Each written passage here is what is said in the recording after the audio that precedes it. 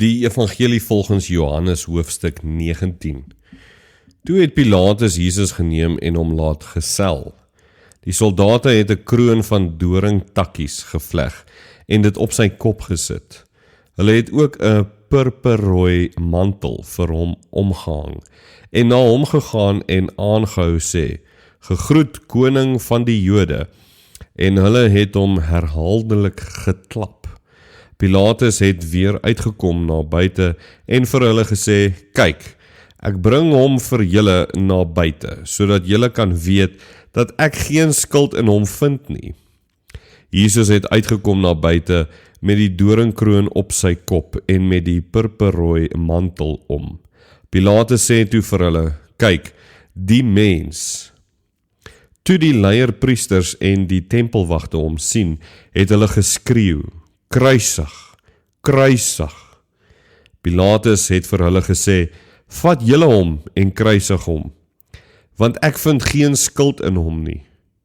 Die Jode antwoord hom toe, "Ons het 'n wet en volgens die wet moet hy sterf, omdat hy homself seun van God gemaak het." Toe Pilatus hierdie woorde hoor, het hy nog meer beangs geword. Hy het die praetorium weer binne gegaan en vir Jesus gesê, "Van waar is u?" Jesus het hom egter nie 'n antwoord gegee nie. Pilatus sê toe vir hom, "Praat u nie met my nie? Weet u nie dat ek volmag het om u vry te laat, maar ook volmag om u te laat kruisig nie?" Jesus het hom geantwoord, "U sou geen volmag oor my gehad het, as dit nie van bo aan u gegee is nie. Daarom is hy wat my aan u oorgelewer het, aan 'n groter sonde skuldig." Van die oomblik af het Pilatus aanhoudend probeer om hom vry te laat, maar die Jode het geskreeu, "As u hierdie man vrylaat, is u nie 'n vriend van die keiser nie. Elkeen wat homself koning maak, verset hom teen die keiser."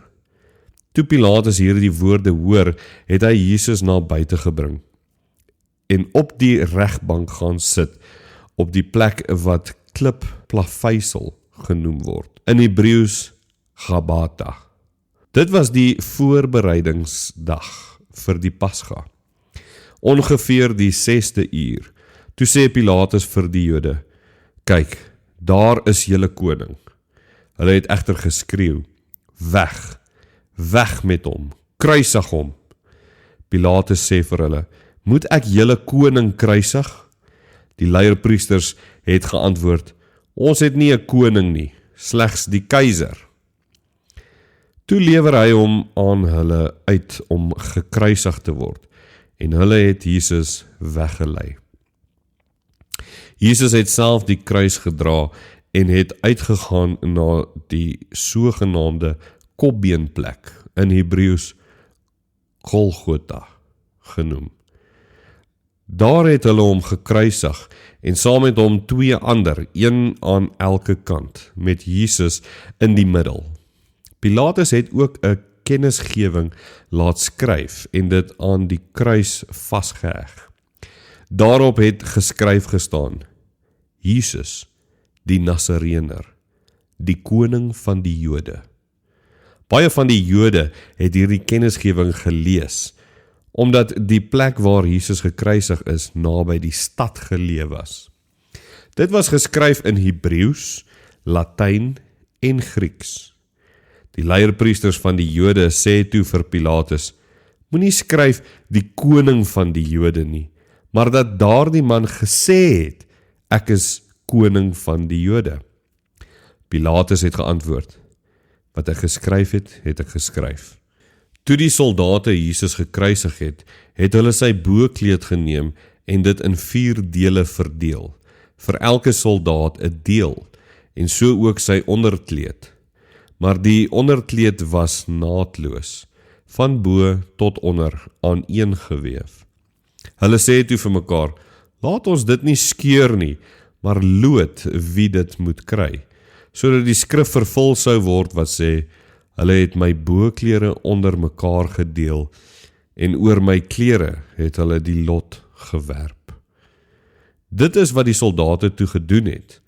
By die kruis van Jesus het sy moeder en sy moeder se suster en Maria, die vrou van Klopas, en ook Maria Magdalena gestaan. Toe Jesus sy moeder sien, asook die disipel vir wie hy lief was, wat by haar staan, sê hy vir sy moeder, vrou, kyk, daar is u seun. Daarna sê hy vir die disipel, kyk, daar is jou moeder. En van daardie oomblik af het die disipel haar in sy huis geneem.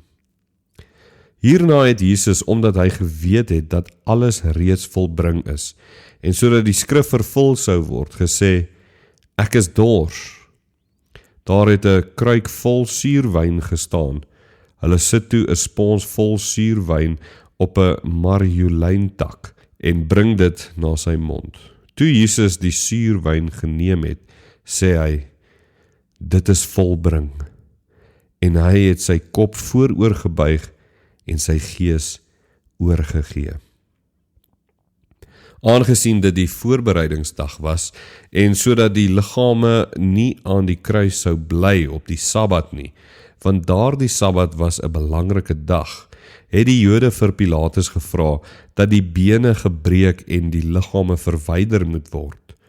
Die soldate het toe gekom en die eerste een se bene gebreek, en ook die van die ander een wat saam met Jesus gekruisig is.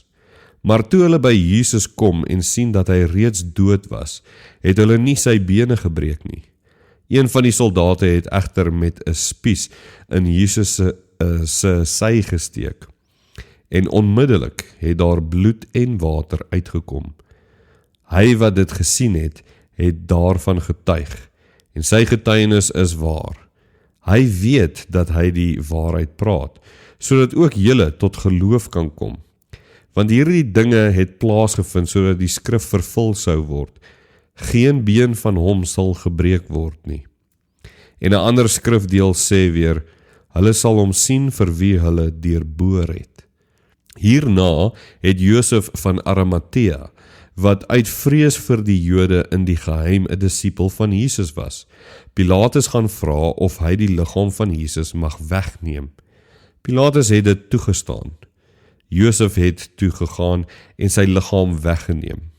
Nikodemus, wat voorheen gedurende die nag na Jesus gegaan het, het ook gekom en 'n mengsel van ongeveer 100 litra mirre en adelhout gebring. Hulle het toe Jesus se liggaam geneem en dit saam met geurende speserye in linnedoeke toegedraai, soos dit die Jode se gebruik is by 'n begrafnis. By die plek waar hy gekruisig is, was daar 'n tuin, en in die tuin 'n nuwe graf, waarin niemand nog ooit neergelê is nie. Daar het hulle Jesus toe neergelê, omdat dit die voorbereidingsdag van die Jode was, en aangesien die graf daar naby was.